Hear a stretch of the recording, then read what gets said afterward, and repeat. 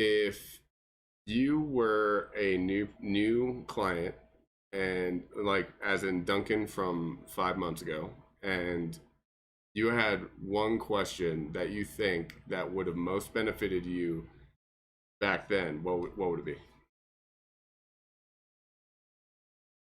That's a good question. Um, that is really hard to limit down because I had a lot of questions. I remember even back then. A lot of them were centered around nutrition. Well, shoot, you got I 15 minutes. Let's go. darn right. So initially, kind of the only things that I knew about health and fitness in general was calorie deprivation, burn more than you take in. But I didn't know how metabolism or anything like that applied to it. So I just assumed, well, genetically, I've always been a little tubby, which means maybe I just have a slow metabolism, which I guess was technically true. But I didn't know at the time that there are ways to increase your metabolism. So um, I guess the most important question for me at the time was, can I actually do this? And can you actually help me? Because, I mean, you and I have talked about before that I'd gotten into this rut where I just assumed that, again, familially or genetically, I was always going to be tubby. And I would never have the opportunity to get fit because, bad genes. So I think that's probably the first thing that I needed to understand was, yes, I can, and yes, you can help. Let me pause you right there. What have you learned when you mentioned bad genes? What have you learned contrary of what you used to believe with that? Oh, there you go again. Another big question. I guess I'll give as an example my ankles, or no, my knees. I've always been told my entire life that my family, oh, we just have bad joints. We have bad knees.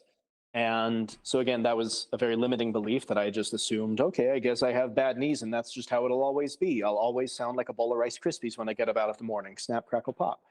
But that was kind of one thing that a very big thing that you had told me was that with corrective exercise, it's going to take some work and some persistence, but you can actually correct kind of how your body has grown to sit just naturally, if that makes sense. Yeah, So basically that was, how your structure is at rest. yeah, yeah. See, that sounded smarter than how I said it. But the other thing that I really had learned was, or I guess I'm still learning, is about my relationship with food. Hmm.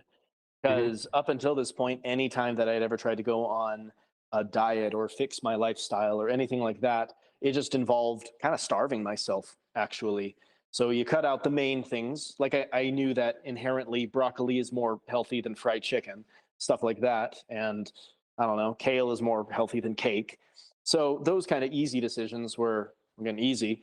But then as far as like, how do I put it?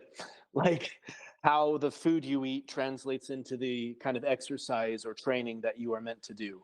That has been revolutionary for me because I remember telling you like a week ago that I had had a bad weekend and I plowed through the cake. It was the cake and the rice pudding, and there was something else, a waffle, something like that. And I kind of felt like crap because I thought, oh no, I've just shot my progress in the foot. I shouldn't have done that. I should have avoided the sweet things, which again, I still think I should. But you had a different approach and said, oh, we're just going to do strength training tomorrow. Oh, really?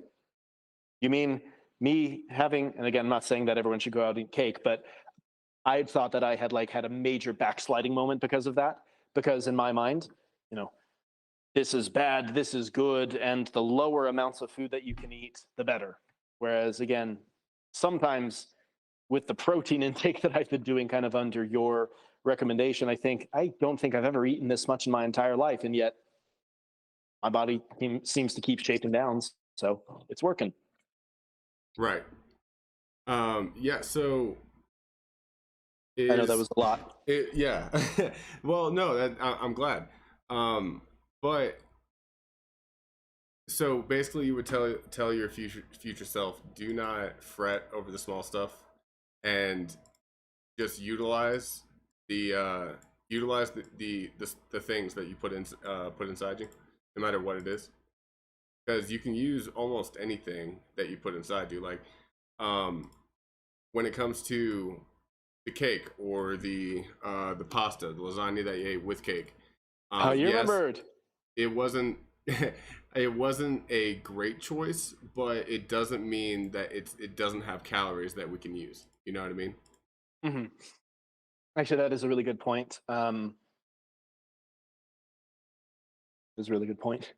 And I guess that's just it. Is maybe I've also learned to be more cognizant of what food does to me. You actually said something a few weeks back that was revolutionary to me, so that I really need to detach. What was it like? Detach food intake from Dopamine. dopamine. Yeah, And from the happy chemicals. hmm And and again, that was like I revolutionary said, that because I actually lost a client when I said that once to somebody, and I don't think he quite understood what I meant. Uh, I meant the where it controls you like an addiction kind of thing. oh, Whereas absolutely. you need to view food as fuel first, because what you eat determines how you work out the next day. So Mhm. let's put it this way. Um, I ate primarily protein on Tuesday, very low carb, high water, high salt, and it was high protein, high fat. The next day, I'm not going to try to do a PR in powerlifting. I'm not, because I'm carb down. Okay. I like baseline every single day. You should have the same amount of protein. It reflects off your lean body weight per gram per pound. But so I'm mainly focused on that. And so it was a low calorie day for me. But what I can do with high protein in my system is a little bit of cardio, or go into a higher rep range in my reps, so that I can still have a muscle building signal, or I can use the deficit and really compound on top of that deficit, relying on the high protein as a blocker for a lowering metabolism signal. Does that make sense? Yeah. And then the next day, I have high carbs and then the same amount of protein. I'm gonna go lift something heavy. I'm gonna go be like, okay, put it down. I'm done. And that's because the carbs can entirely control what kind of workout you're supposed to do. And Hmm. so, if you have that in your mind beforehand, before the exercise that you're doing, before the day before, that kind of can help guide you, like, all right, I should eat this way, or I should eat this way, because I'm expecting to have a strength day tomorrow with my workout with Tim. And so I should eat a good amount of carbs and make sure my protein's high. And the protein beforehand, before strength, I'd never want to say that you can be relaxed on protein, but if you ever were going to be relaxed on protein, it would be a day that is before strength day. And that's because it's more important the next day that you eat your protein with your carbs, but it's more important that you eat carbs before strength day. Hmm. Now, it's more important that you eat high protein following, or with the following day being a high cardio day, because you need that signal, that defense against the lowering metabolism. You don't want to lose muscle while you're trying to long distance run. Does that make sense? So Hmm. it's just a give and take on the two different ones. What's your thoughts on that?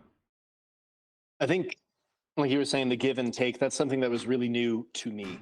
Again, my main approach was just eat healthy foods, which again, I had a vague concept of that, like green things and boiled chicken, that's healthy. But the idea of specific foods being directed towards specific activities or training styles or modalities, I think, is that the right word? Did I Yeah, say a smart thing? yeah, modalities. Yay! I said the right word. Cool. But I think that was what I'm still very much I'm still learning about. But it's the idea, like you were saying, about food being fuel. And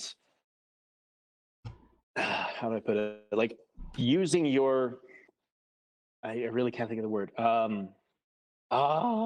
have like a really good vocabulary. It's probably a really simple word that I can't think of. No. Screw it. Like targeting. Choosing your diet to target specifically what you need it to do the next day. That was always, or that has been revolutionary for me. Um, yeah.